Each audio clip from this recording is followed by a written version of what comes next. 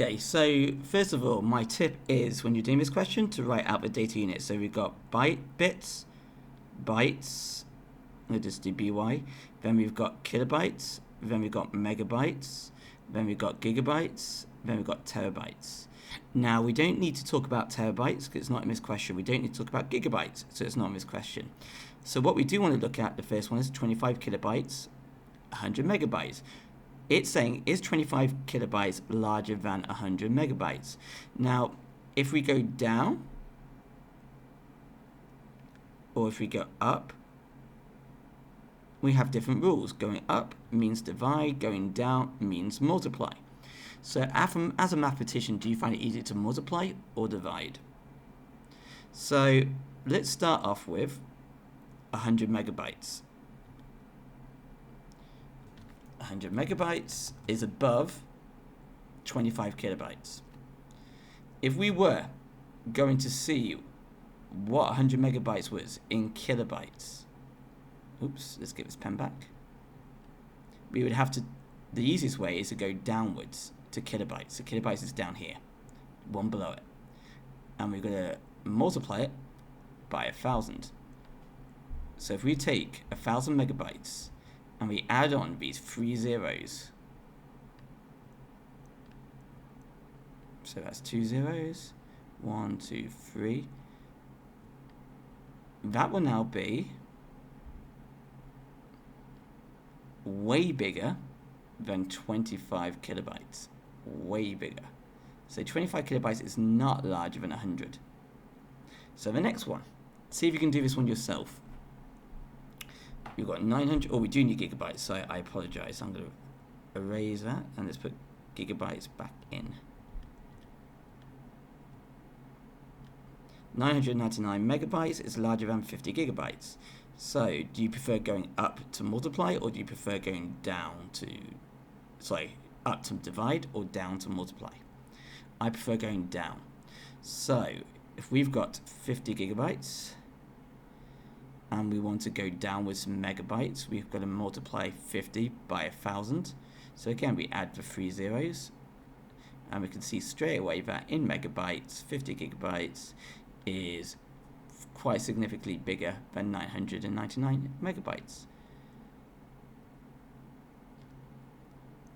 3,500 kilobytes is more than 2 gigabytes. So we've got gigabytes here, and we want to go down to kilobytes. That means we've got to multiply it by 1,000 and then 1,000 again. So if we've got 3,500 kilobytes and we've got 2 gigabytes, and we're going to go down for gigabytes to megabytes first, we add on 1,000. So at the moment, we're in 2,000 megabytes because we've just gone down to megabytes first. We're here. So we start at gigabytes, we're now at megabytes, but we need to go down again to kilobytes. So we're going to go down again. When we go down, we multiply, remember? So I'm just going to add another 3 zeros. So if that's first 3, then our second 3. And now we're in kilobytes. And we can see that 3,500 kilobytes is smaller than 2 gigabytes. And the last one, 2,350 bytes is smaller than 2 kilobytes. So we've got 2 kilobytes, so we're here. I'll write 2, and we need to go down 1 to bytes. If we do that, it's 2,000 bytes because we times it by 1,000. So this statement is false. 2,350 bytes is not smaller than 2 kilobytes because it's only 2,000 bytes. And there we go. That is the first question. Let's have a look at the second question. So if I was to do this, and let's go on to question 2. 4 other things apart from the control unit in von Neumann's model for a computer system. Well, it's basically saying, what do we find in the CPU? So we've got the ALU, we've got the MAR, we've got the MDR, we've got the accumulator, we've got the program counter, we've got the CIR, we've got address bus, data bus. Each one of these is a point. Control bus. we've got input devices such as keyboard, which create interrupts. We've got output devices like screen, and we've got secondary storage, such as our hard drives. And finally, we've got our main memory, like RAM. All the different things which make up the CPU and how to process information. Uh-oh.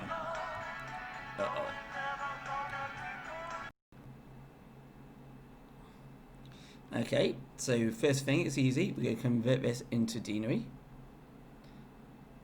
So if we add up all the ones, it should give us 52. That's easy. Now, this is an example of it. Let me just put this into Paint. So this is an example of a shift to the right. So let's put our normal number in. So we've gone one place to the right. So this is the original, and basically we moved all of these numbers down right by 1.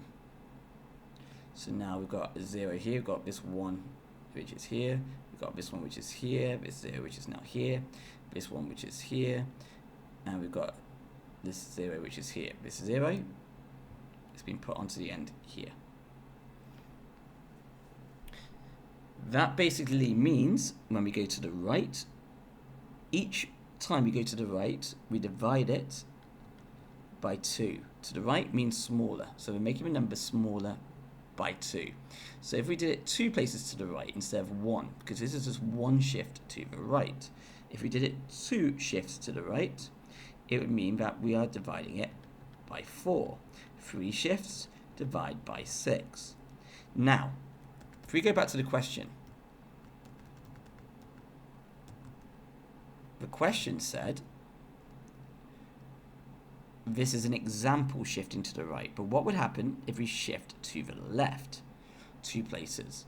So, you should have done it on the original binary number, which is 52 to begin with. And if I said to you that it divides it to the right, we multiply it when we go to the left. So we get 52, and every time we go to the left, we multiply it by 2. So the first time we do it, it'll be 52 multiplied by 2, so that would be 104. And that'll be the first time we shift it to the left. But in the question it says we shift it 2 places to the left. So we need to shift the numbers again. So we take 104 and we multiply it by 2. That will give us 208.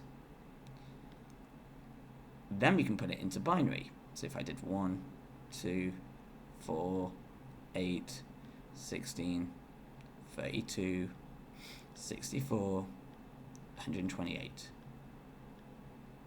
We would have 1, 1, which will give us 170, 80, 92, 192,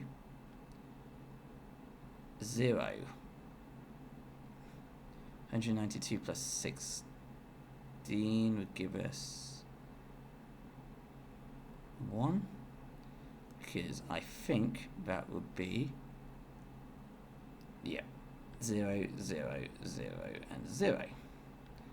So that adds up to 208, all these ones. So shifting it to the left, we multiply it by 2 each time. Or you could have just done it, and by the way, your answer needs to be in binary, because it's saying, the question said, what will the contents of this register show? So this is the contents of the register. It's not asking us to convert it, it's saying what would it look like. So another way of doing it would be just to shift these down 2 places. So this one will now end up here. We shift it 1, we shift it 2. We shift this 2 places. So it would have 1, 1. We will then shift a 0 2 places. 1, 2, which is this 0 here. So we've got this. This 1 2 places. And there you go. So, the next question. Well, the answer would be 1, 1, 0, 1, 0, 0, 0, 0. What effect does this have? Well, it multiplies the original number by 4 because we shift it 2 places.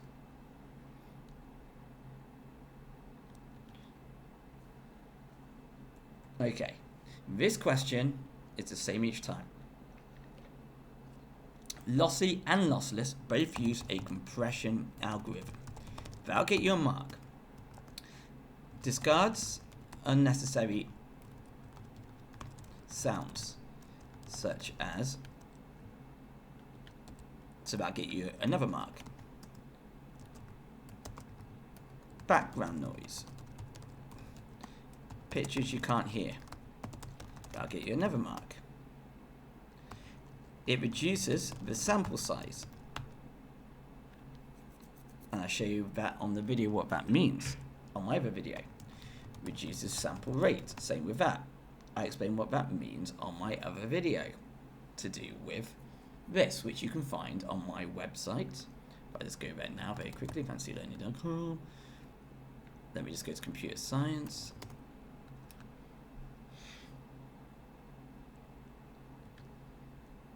GCSE exam feedback. And lossy versus lossless. You can clip the sound to make it smaller. You take, like trimming it.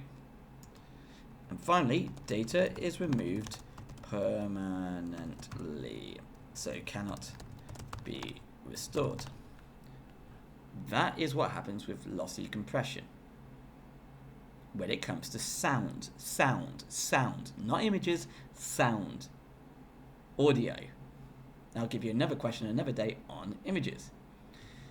So one advantage of using it, file size is smaller than lossless. You need to say than lossless. Requires less storage space to store the file. So it requires less storage. The file size is smaller, so it requires less hard drive space or SSD space. And finally, if you wanted to send it to Nico, it requires less time to transmit the data, i.e. data transmission is quicker. Faster data transmission. They're the advantages of using lossy. Fast to send. The disadvantage is the quality of the sound will be reduced. That's always the same with lossy. The quality of an image would be reduced. The quality of the sound will be reduced. The original file cannot be restored. Same with images, same with audio. This is the same for both. You can't turn it back to the original. Midi. If you put what it stands for, musical instrument, digital interface file, you get a point. If you say it stores commands about a set of notes, slash, or you can say instructions on how sound is to play. That is another point. Does not store the actual sound. That is another point. Data stored is played by digital instruments, like a digital keyboard. Information data stored, such as, and if you listed some different ones, pitch of note, when each note is played, duration of note, volume of note, tempo of note, tempo of note, and so final thing, if you said states the type of instrument, so that's stored in the MIDI file. What instrument is being played? Trumpet, piano, well, electric keyboard, electric trumpet. Is there electric trumpets? Electric violins. It's not asking for what are the advantages of MIDI over MP3. Some people said it stores it as sound waves. No, MP3s store it as sound waves. Okay. MIDI uses serial, so some advantages. Number one, single wire. Because of a single wire, you can mention that cheaper to install or manufacture. So it's one wire. less likely to have interference with other data, like crashing data packets.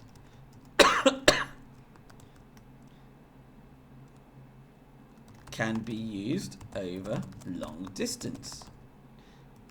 That's its own point. Data is sent 1 bit at a time. So what is good about that? Well, let me just put these as 1, 2, 3, because these 3 things are to do with the single wire. Data being sent 1 bit at a time means less chance of data arriving out of order. It will arrive in order. 3. Transmission can be synchronized using synchronous / asynchronous. If you can't remember the difference between them, you need to practice it, which reduces rates of errors. Now, if you said that packets can get lost, that's because of data crashing with other data. That's why we get lost. So you need to mention that part. A lot of you were saying packets can get lost, but without explaining that. Keyboard. So, series of steps. Keys sit above circuit board, which is a matrix. A key is pressed that touches a switch. So underneath, inside the keyboard, you've got some switches inside that matrix. Every time you press a key down, it activates that switch. When a key is pressed, it completes the circuit. The computer will then need to get the location of which key was pressed. Was it the A key? Was it the B key? The C key? The D? So, it searches index of characters to find which key was pressed. So again, that is linked to the point above. That's how it finds the key. It uses an index of different characters, such as Q, W, E, R, T, Y, or F1, F2, F3. Each character has an ASCII value. The computer will convert the ASCII value into binary via the CPU.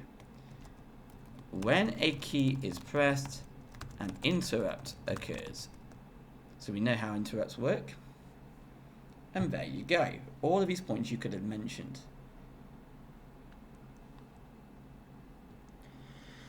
State 3 functions of a web browser. Easy. Displays a web page. Sends a request to the web server saying, I want the web page. Receives data from the web server, like a video or a web page or an image. Translates HTML files into the website we're expecting. Stores our favorites. Stores our history. By the way, this is the first answer you guys need to put. This one. That one. Every time. It checks security using SSL, TLS. Stores / accesses cookies. Downloads files from web page. Allows multiple web pages to be open. Stores data in the cache to make pages load up faster. All of these are different functions a web browser can do. Alright, next one. What is meant by HTTPS? What does it stand for? Hypertext Transfer Protocol Secure. So, therefore, it is a protocol. A protocol is a set of rules It is the secure version of HTTP. It means that websites are secure. It uses TLS or SSL, and those two things use encryption to help the data be sent securely. So all of that is HTTPS. It's not asking for how do you check to see if a website is secure. It's not checking about the padlock. It doesn't care about that. It doesn't care about checking to see if it's got an S at the end. Saying what is it. If you mention certificates, I put it into this one.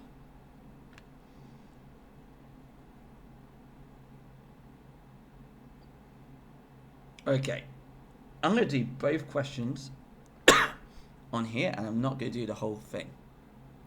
Some of you need to redo this again, some of you need to skip this because you don't need to. Okay, to make it easy, I'm just going to focus on A and C to start off with, because they are connected. So we've got this line from C going up, and we've got this line here. So to start off with, always, always, always, it is X, or whatever letters at the end, equals 1.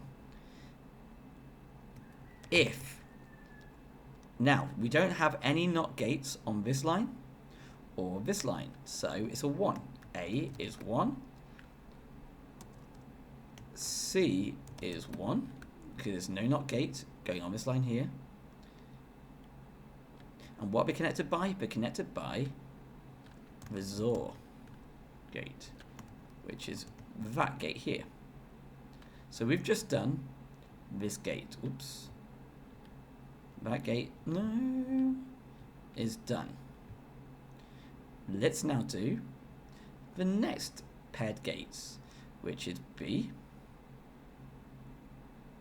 and C, which is this gate, because eventually C will get to that gate as well. So if I just go back to this for a second, let's leave a bit of a space. We've got B, which is connected to this NAND gate. So B is 1, because it's got no NOT gate. I'm going to leave a space. Let's look at C. C goes to this NOT gate, so we say C is not 1. And I'm going to put a bracket around those two because they're connected. So C is not 1, B is 1. And how are we connected? We're connected through this NAND gate. So we've got B is 1, NAND, C is not 1. So how do we connect this gate to this gate? It's through this OR gate. You need to practice this a few times.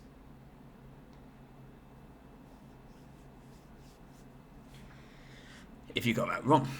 Okay, the next question. So let me just use the eraser tool. And let's just trace our way. I'm just going to do the first few.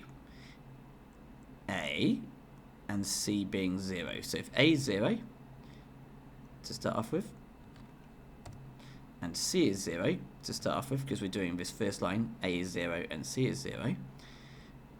0 and 0 on a XOR gate will give us a 0. We then have B is 0 and C is 0. But for the B is 0, C is 0, that 0 goes through here and it turns it to a 1. That B is a 0 here. 1 and 0 normally give us a 0, but we have to knot it. So actually it gives us a 1. 1 or 0 gives us a 1. So that is the first one. So let's do the next one. If you've got C is 1, so the first bit is the same. 0, C, actually no it's not, I lie. So let's erase. So you've got 1, 0, 1. So let's do the first gate. If you've got C is 1, a 0 on a XOR gate, the output is a 1. So we don't even need to do the rest of the circuit. We don't, because we've already got a 1 for an OR gate. This is an OR gate, as we know. If we've got a 1, it means it's going to be a 1. The answer can't be a 0. All we need is 1, 1. So the next one, what we have, if we are to do this, we've got, where's the eraser tool? A is 0, B is 1, and C is 0. So again, we've got, let's do the first one. A0, C0, they both go to the XOR gate. The output of that would be a 0 this time.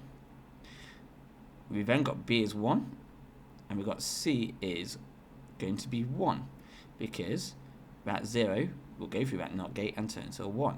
1 and 1 gives us 1, but we then NOT it, so it's 0. 0 or 0 give us 0. I would like you to see if you can finish this off if you've got this truth table wrong.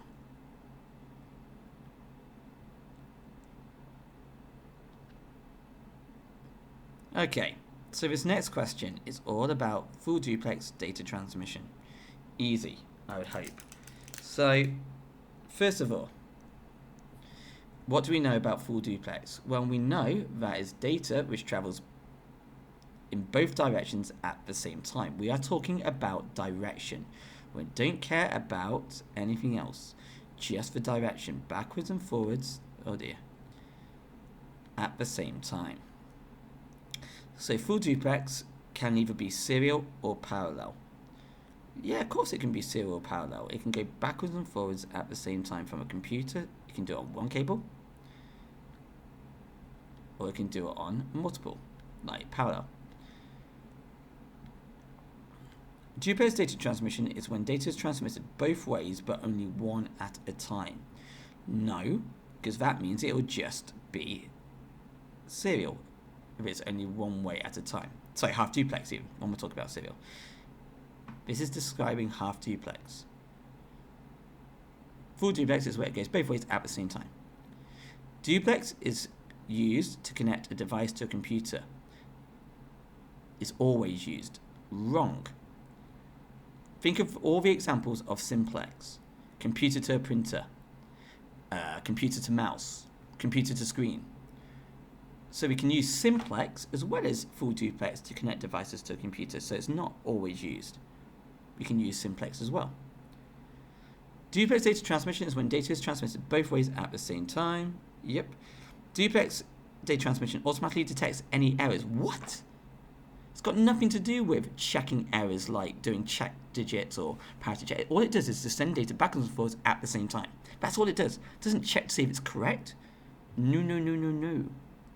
So that should be relatively straightforward if you were thinking about each one, about what you know. If you're telling me that you thought that this was the case, then obviously you're getting yourself confused. With this one, it obviously means you don't know that we could connect a printer to a computer, and that's simplex data transmission.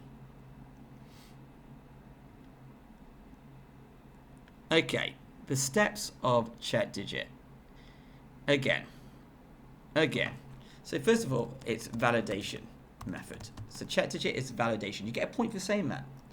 It's used to check data entry. So you get a point for saying that. If you mention digit is calculated using mod the algorithm, you get a mark. If you say digit is added to the end of data, you get another mark. If you say that digit is then recalculated after it has been inputted, then, so that's another mark, then compared with original, that's another mark. If different digits at result, error. Otherwise, if digits are the same during the comparison, no error. That is it for a check digit. Again, I'm hoping really straightforward, but it's obvious people have not practiced that.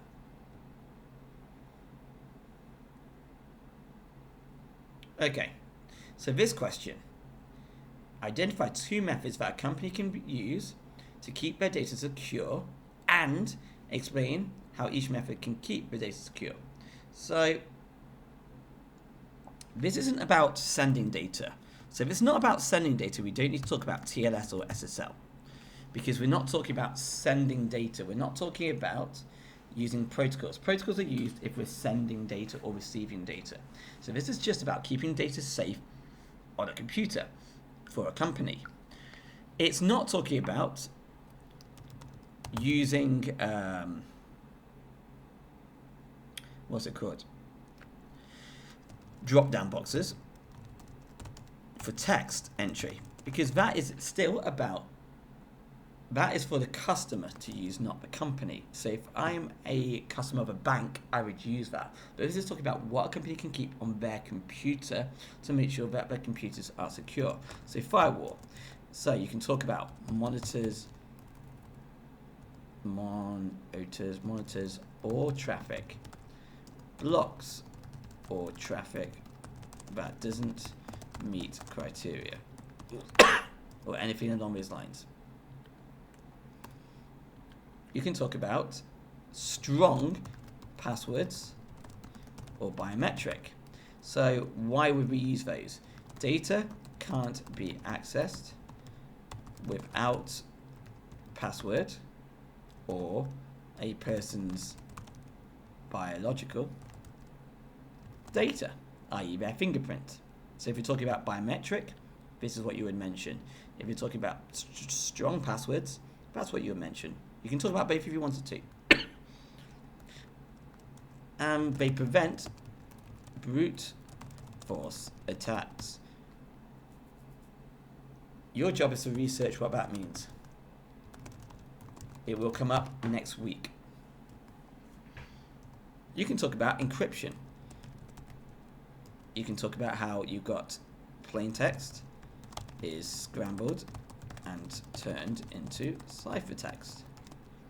You can talk that you need a key to decrypt the data. If data is stolen, then it is meaningless. Now, I said to you that this question is not about sending data. So it's not if the data is intercepted, it is stolen. You can still encrypt your computer's data. I can do it from my laptop. I can use symmetric encryption on my laptop to encrypt every single file I've got. I don't need to send it anywhere, but it still keeps it secure. So if someone breaks into my house and steals my laptop, it ain't going to make a difference. Excuse me. You can talk about physical security methods, such as using a safe or locks where people, or security guards, where people have to overcome the security, which puts people off stealing their data. If I make it very hard for them to do by having security guards and stuff. Anti-spyware. I'll give you malware as well. So if you talk about what they do, removes spyware or malware.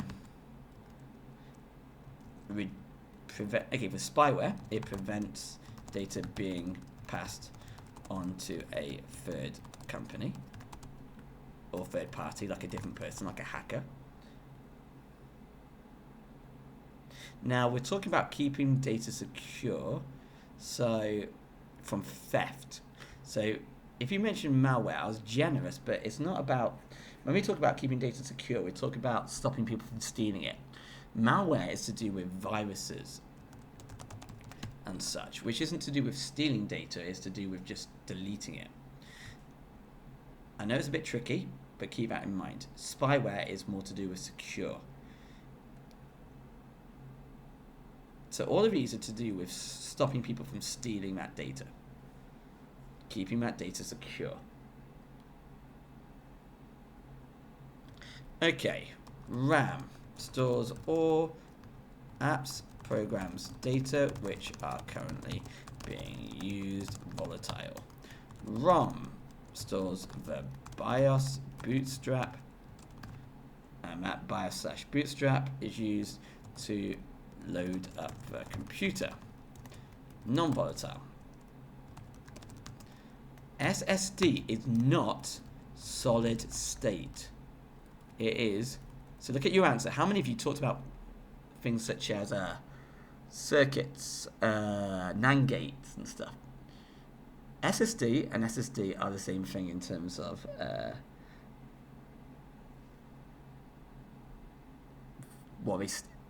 the fact that they're both called SSD. But we're talking about RAM and ROM. So if we're talking about RAM, ROM, we're talking about secondary storage devices.